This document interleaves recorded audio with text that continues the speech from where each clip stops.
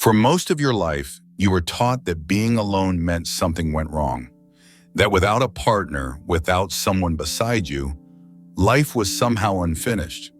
But after 50, something shifts, because your body starts keeping receipts. One tense conversation can steal your whole evening, not because you stopped caring, but because your tolerance for friction quietly changes. Being on your own doesn't feel like loss anymore. It feels like relief. In this video, we'll walk through why living alone often brings more calm, more clarity, and more emotional stability than relationships that require constant adjustment. Not in theory, in real life, your sleep, your mood, your focus, and how you experience your own home. Stay with me, because this isn't about worshiping solitude. It's about building a life that can hold you. By the end, you won't just understand yourself. You'll realize you've already made the right choice at this stage of life. Alone is full, not empty. For a long time, you were taught that living alone meant something was missing.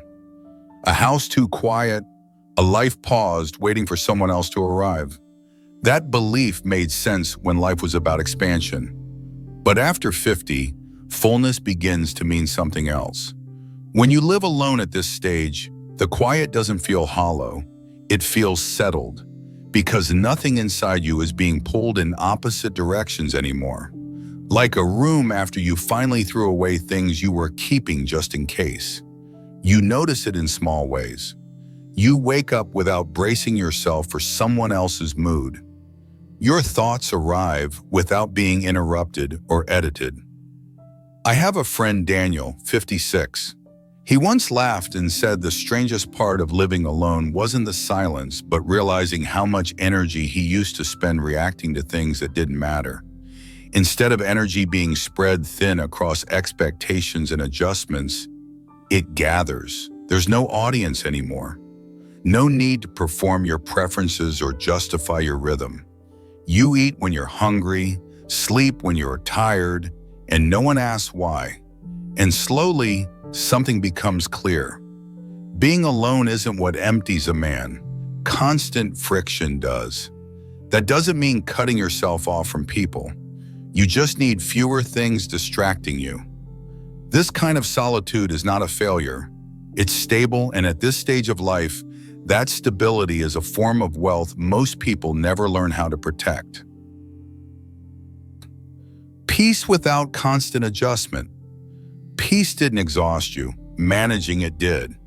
Most people think things settle once arguments are fixed. Later in life, you realize it's better to avoid it altogether. You see it clearly. Quiet often came with conditions. You learn to deal with it. What to say, what not to say, when to stay quiet. Living with someone often turns calm into something that has to be maintained. Small decisions turn into discussions. Minor tensions linger longer than they should. Living alone removes the effort entirely. This isn't about comfort, it's about sustainability. That level of strain used to feel normal. But after 50, something changes. Your body no longer recovers the same way it once did. A disagreement may last 10 minutes, but the aftertaste stays all day. Not because the conflict was dramatic, but because your system feels it more clearly now. You walk into your space and nothing needs to be explained. The quiet is immediate, not because life is perfect, but because nothing is quietly pulling at you. The argument itself was never heavy. Recovering from it was. Like driving with the handbrake slightly on, not dramatic, just quietly exhausting. The cost wasn't the moment itself. It was how long it stayed with you. Bob said, "I'm not more difficult. I just run out of tolerance faster." You made a wise choice by protecting your peace and taking the road with fewer potholes. And when nothing has to be managed, nothing keeps bothering you anymore. From now on, your days start feeling like something you can actually rest inside. But this only works if you understand what peace is not. You speak with less effort. For years, your voice adapted, softening, explaining, staying quiet to keep things moving, like lowering the volume on your own radio so no one else feels uncomfortable. That skill mattered when life was crowded and momentum depended on agreement. Now living alone changes that. No reaction to anticipate. Tom said, I stopped rehearsing sentences in my head like every conversation was a meeting. As men get older, most of the foolish things they used to say quietly fall away on their own. You just say what you mean because it matters to you, and when it doesn't, you don't say it at all. I once stopped replying to messages after 9 in the evening. Nothing collapsed. The only thing that changed was how steady I felt the next morning. After 50, finding your voice isn't about expression, it's about conservation. The energy you save here shows up quietly in how steady you feel the next day. Epictetus once wrote, "We have 2 ears and 1 mouth so that we can listen twice as much as we speak." You stop spending words where they won't land.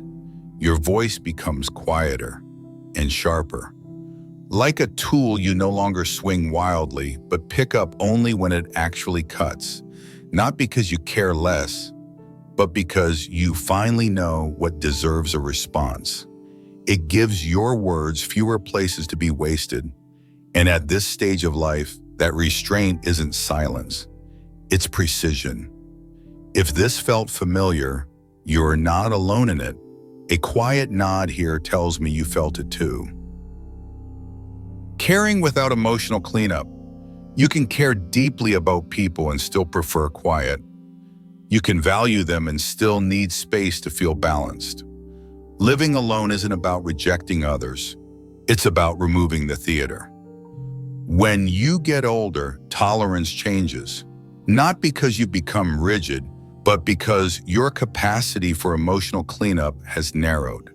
You notice it in the evening. When your body is tired, but your mind keeps reopening an emotional wound that should have healed hours ago. I remember sitting alone one night, a single lamp on, no one interrupting, no one asking, no one explaining. That night, I realized calm doesn't shout. It arrives quietly, and it stays. You feel it in your shoulders before you understand it in your head, like realizing the TV was never broken. It was just always too loud. Turns out silence doesn't need background music or commentary. At some point, you realize the drama was never loud. It was just constant. And when peace is no longer a rare visitor but a resident in your home, you begin to see how much noise you once mistook for life. Notice what your evenings become between 7 and 9 when nothing else is shaping them for you. That's often when home starts to feel complete. If this part eased something in you, you don't need to say anything. A quiet mark here is enough. You move without approval. Ask yourself this quietly. What would you start today if no one had a vote on it? For a long time, progress came with approval, the right timing, the right support, someone else to agree before you moved. But at this stage, that structure starts to feel heavy. If you want to learn, you learn. You change direction without explaining the entire backstory. Ray Kroc, the man who built McDonald's into a global brand. He was in his 50s before he ever saw the opportunity that changed his life. Age didn't slow him down. It simply removed the need to ask. Most people don't fail because they lack ability. They fail because they hesitate too long under the weight of too many opinions. Growth never retires. It waits for whoever has the courage to keep choosing it. This phase can happen in private. Your path is yours alone. It doesn't need applause, approval, or understanding. When you stop seeking validation, momentum reveals it was always available to you. You stop asking, does this make sense to others? And start asking, does this keep me alive inside? Real progress arrives with a decision, and being alone is the cleanest ground to make it on. This isn't ambition anymore. It's self-respect finally acting, not improvement for applause, but adjustment for longevity. At this stage of life, it may turn out to be when you grow the most, but most people never give themselves permission to reach this stage. Stay with me because later in this journey, there's something deeply meaningful I want to share with you. Support that doesn't drain you. Some people feel lighter the moment a friendship goes quiet. That tells you everything. Earlier in life, support often came from proximity. That worked when energy was high and time felt endless. At this point in life, support becomes more selective. You start noticing the difference between people who add weight and people who add steadiness. Some connections require constant maintenance. If it takes effort just to keep things neutral, it's already an unnecessary expense. Check-ins that feel like duty dressed up as loyalty. They don't fail loudly. They quietly tax your emotional system. If you've ever felt relieved after canceling a call, this isn't theory. It's your body telling the truth. I had a friend who checked in every week out of habit, not closeness. When it faded, what disappeared wasn't connection, just a routine. Your circle shrinks when you live alone, and that's the beauty. Shrinking doesn't mean disappearing. It means what remains is real. People who stay because they want to, not because they're tied by duty or forced by circumstance. It's like a boat that sails better after the unnecessary weight is taken off. The right support doesn't ask you to perform gratitude. It doesn't keep score. It doesn't require you to carry emotional weight just to prove commitment. At this stage of life, you stop collecting people. You start keeping alignment. That's not loneliness. That's the clarity earned after years of experience. And if loneliness still shows up sometimes, that doesn't mean you chose wrong. It means old habits are still leaving the room. A short conversation that leaves you grounded is worth more than hours spent maintaining a role. This isn't isolation. You still need healthy and deeply connection. Loneliness comes from weak connections, not from fewer ones. Stability isn't found in company, it's found in compatibility. You're not reducing your circle out of bitterness. You're protecting your system from unnecessary load. You don't need many people to stand steady. You just need the right ones. And living alone makes that truth easier to live, not harder to accept. Money without tension. I've seen it with my friend Peter and his partner. They love each other deeply, but money still turns into quiet negotiations. Bills, spending, even small choices carrying more tension than they should. Money is simple. People make it complicated. The real cost isn't money, it's the tension that follows it home. Earlier in life, money came with explanations, sometimes endless ones. Who paid what? Who would bring it up later? Because you're not just paying bills anymore. You're paying for peace in your later years. Living alone removes the debate entirely. Every dollar flows in the direction you choose. No detours, no silent resentments. Money stops carrying emotional weight. It becomes what it was always meant to be, a tool. And tools are meant to serve life, not complicate it. Epicurus wrote, "If you wish to be rich, do not add to your money but subtract from your desires." Here's the truth. Financial freedom isn't only about income. Most people chase money to feel free, but real freedom starts when you stop spending it to earn approval. You spend according to your values. You save according to your priorities. Nothing needs defending. The freedom wasn't having more money. It was knowing exactly where it was going. Money stops controlling you the moment it stops carrying emotional debt. By this stage of life, financial calm isn't about control. It's about alignment. Leonardo da Vinci once worked alone for years, not because he rejected people, but because focus needed space to breathe. When money no longer moves through negotiation, it moves cleaner.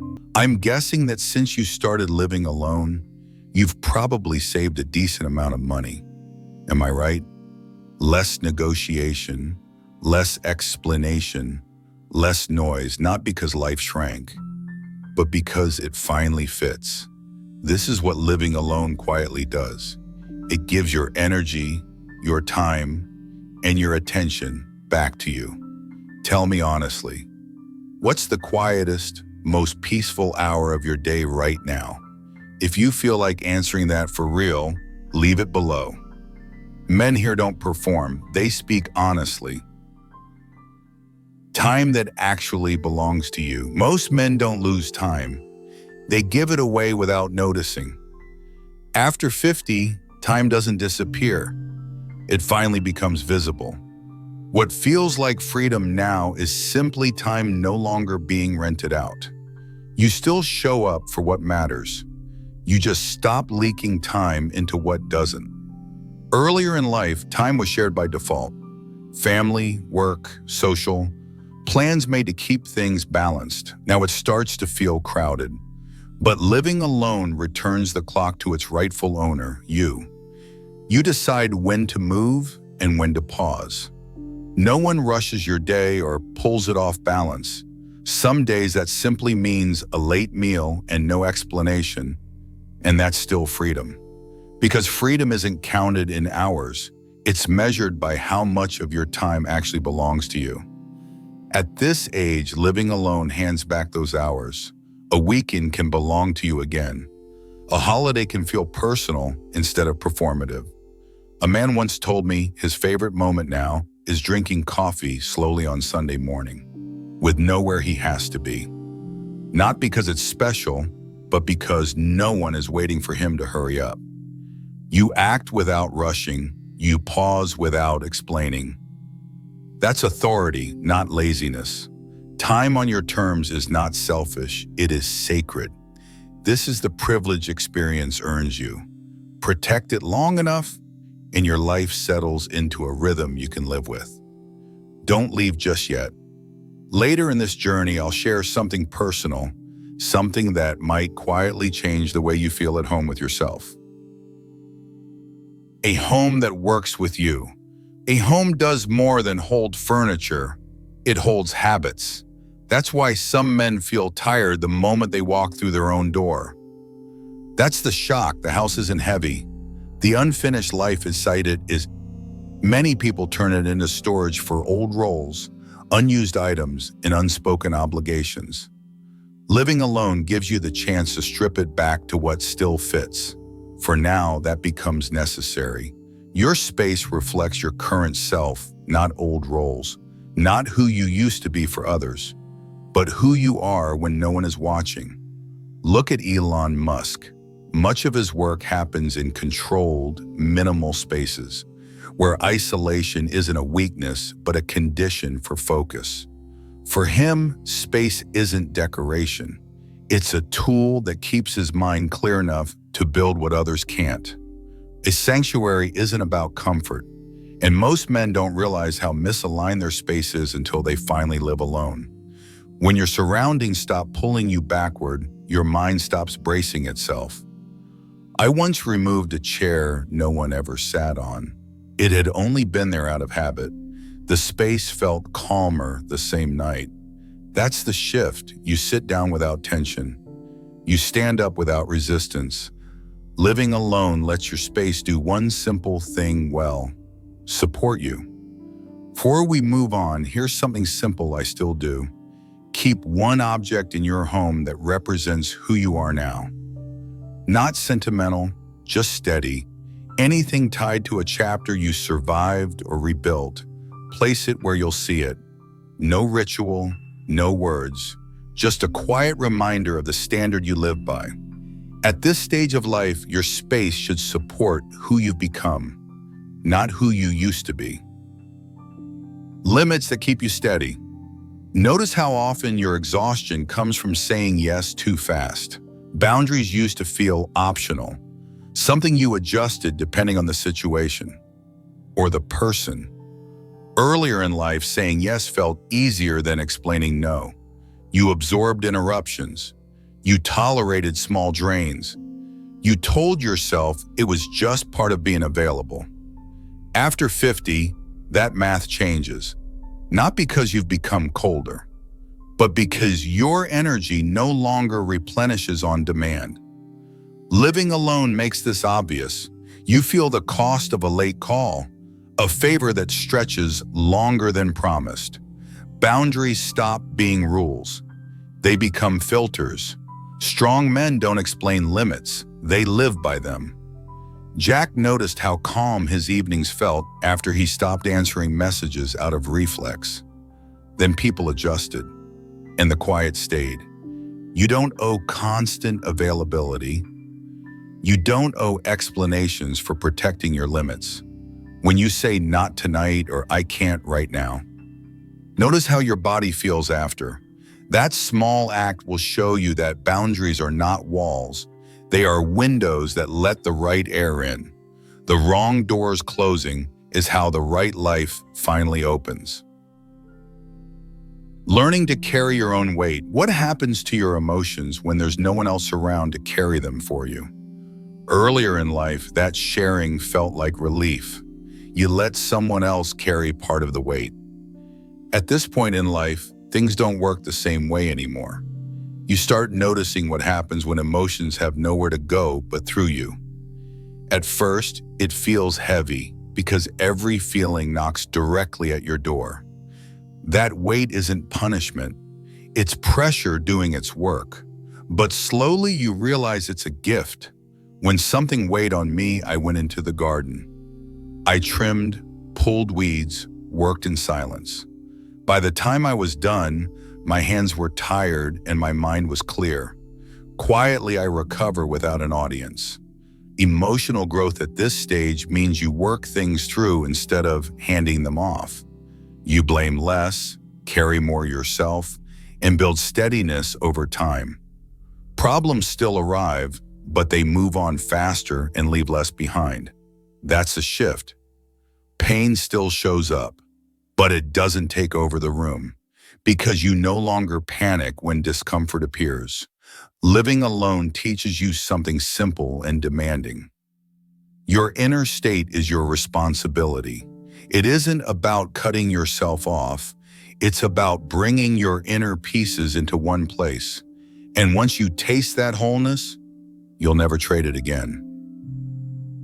Silence that clears things up. Watch how uncomfortable people become the moment things go quiet. Phones come out, screens turn on. Silence gets filled immediately. Noise feels safer than stillness. Later in life, you start feeling the difference. At first, that quiet can feel uncomfortable. That doesn't mean something is wrong with you. You stop treating it like a problem. You start recognizing it as space. Your thoughts surface, old concerns knock once, then fade. But if you don't interrupt it, your mind settles without effort. Questions untangle on their own. Decisions become simpler. I know a man who sits in his kitchen each evening with no music, no screen, just a cup of coffee cooling beside him. He told me in silence, he finally hears his own voice, the one that's been buried for years.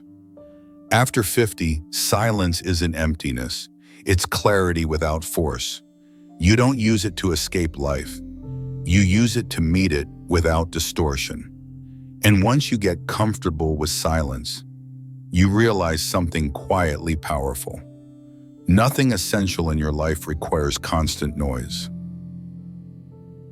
A rhythm that fits your body. Living with others is like walking in a crowd.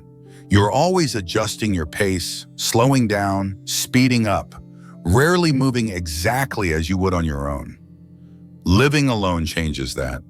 Like walking without having to match anyone else's stride. That's why so many men notice their sleep improves within weeks of living alone. Your body starts leading again. You wake when you're ready. You rest when you're done. You work in stretches that actually suit you. When your rhythm fits you, your sleep deepens, your body recovers faster, and small aches stop piling up. At first, it feels unfamiliar, but then they start cooperating. I realized I was doing things steadily, without motivation games or pressure. My rhythm finally matched the energy I actually had. That's the difference. Discipline built on pressure breaks. Discipline built on rhythm lasts. Living alone makes it timed correctly. Because at this age, once your rhythm is yours again, no relationship feels worth losing it for. You begin without approval. At some point, waiting gets tired, like waiting for a green light on an empty road. Early in life, permission felt responsible. You wait for someone to say it's the right time, the right move, the right version of you. After 50, that habit starts to loosen. You simply begin when you want.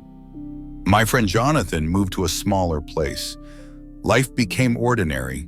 Nothing flashy changed. A year later, when we met again, he mentioned something small but telling.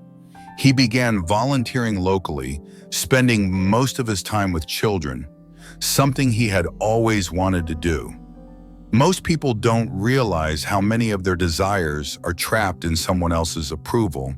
Solitude is an escape, it's a reckoning, a moment where excuses stop working. And here's the quiet irony. When you stop waiting for permission, life doesn't explode, it clarifies. You have more time moving in a direction that feels right. This isn't rebellion, it's ownership. And permission doesn't come from others. It comes from knowing you'll stand by the result. So living alone isn't really about isolation. After 50, returning to yourself becomes more important than proving anything to anyone. You realize that solitude isn't a lack of love. It's the room where self-respect finally has space to grow. It's the quiet where things settle, where clarity returns without effort. Remember this, you don't measure your worth by who walks beside you. You measure it by how you stand when no one is directing you. Living alone isn't about being cut off. It's about being undisturbed. Undisturbed doesn't mean alone forever. It means strong enough to choose connection without needing it. This is the kind of quiet we explore here on Move or Die Stoic. If this way of living speaks to you, stay with us. Not for motivation, for steadiness, clarity, and long-term strength. About reaching a point where your inner life is full enough that silence no longer feels empty.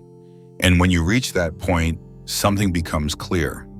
Marcus Aurelius wrote, "Nowhere can a man find a quieter or more untroubled retreat than in his own soul."